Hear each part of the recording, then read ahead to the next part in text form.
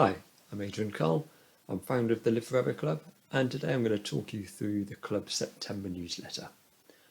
So you can see on my screen now, the main focus was on cryotherapy in September, and that's because I eventually got round to writing up my experience at Cryolabs down in Poole. So I wrote a good, I think it's a good blog about my experience there, and also a separate blog on a bit more of the background and details about cryotherapy. So, I mean, this is more of a quick talk of the newsletter, but just so you can see the format of that blog. Here we go. We've got some of the equipment that they provided for it. You can see this is that's the main chamber, because there's actually two chambers. There's an initial chamber. One of Cryolabs' main claims is that because they've got these two chambers, it allows them to keep the temperature cooler in the main chamber. It's going in, lots of steam. That's inside. You'll see if you do read the blog, you realise it was surprisingly didn't feel as cold as you might think at minus 160, whatever it was, or maybe minus 130. But after 3 minutes, it was definitely time to get out. They had a lovely emotional support dog just hanging around outside, and some basically some holiday snaps. Then we can see related blog post. Yeah, this is the other one. So this is a bit more formal about the benefits of cryotherapy and how it works down at the cellular level. So you may be interested in reading those ones. Okay. So that's the intro.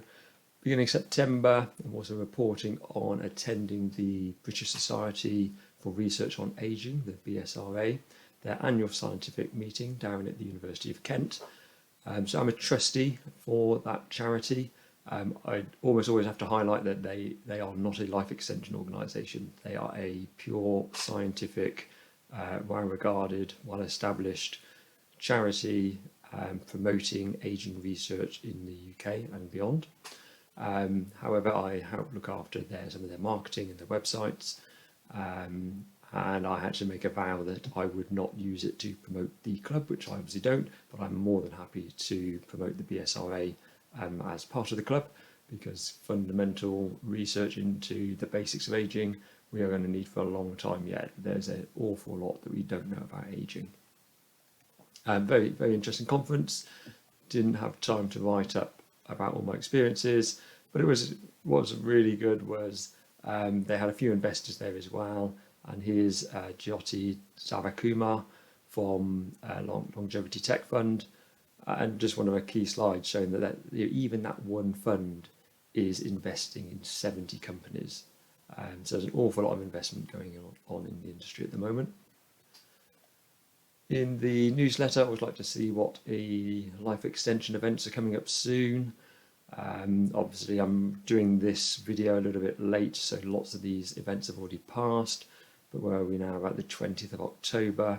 So coming up next month, we've still got the Healthy Masters International Conference and Transvision Madrid.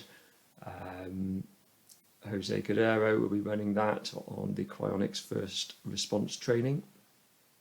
You can always have a quick look to see what else is coming up. There's possibly some more new things in the diary. But yep, next week, the Oxford Society for Ageing and Longevity has Alex Zavornikov. Really interesting discussion about AI discovery in ageing and drugs. An Oxford Longevity Project talk on why women are different.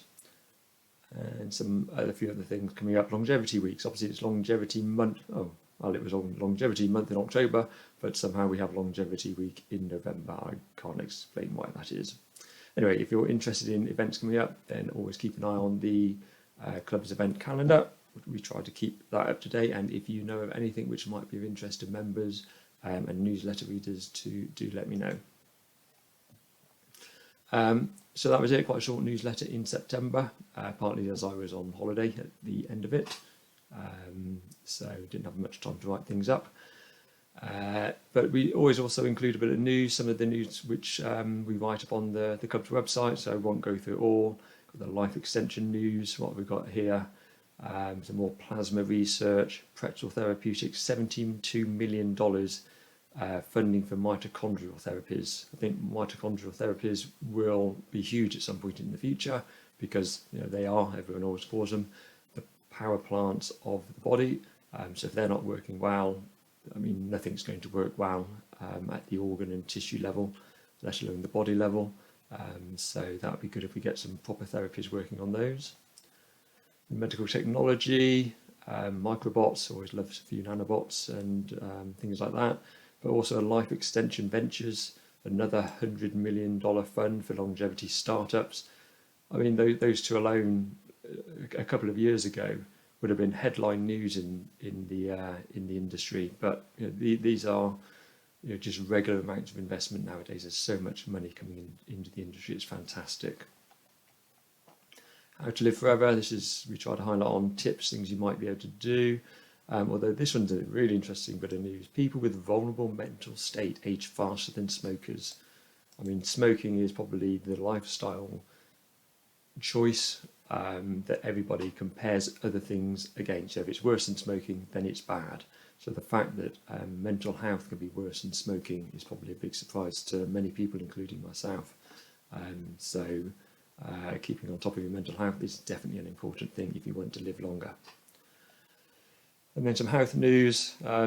Another drug addressing Alzheimer's disease, slowing it down, but I think on that one it was for a very small subset of Alzheimer's patients and only a small effect.